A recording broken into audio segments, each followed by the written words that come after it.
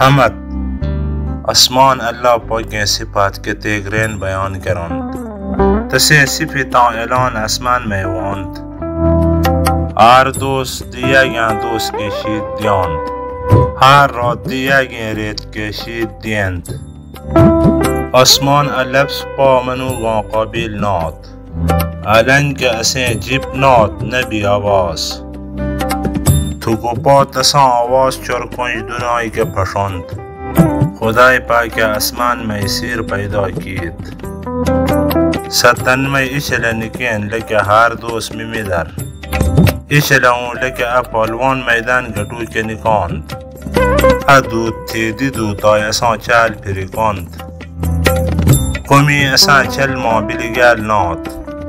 الله پاک قانون کامل تیرو تازا الله پاک هدایت کامل تنمو بشار چاد این سیده پنده بچوک دمو کور رو خانواند الله پاک پن انچک میچال تھی تسان فیصلہ منصفانہ تیشک ما پاک تو الله پاک احکام لو زر ماران تو میش ما زیاد میش تو یا الله یہ چھان بندہ یہ تیما چال دیاند ان را پاش و گان اجر دیاند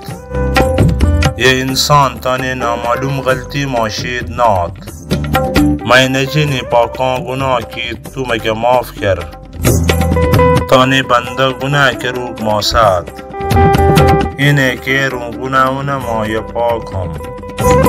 مای کو قرآن جلال تگه منظور ہودا او ما مالک تو میرا رام کر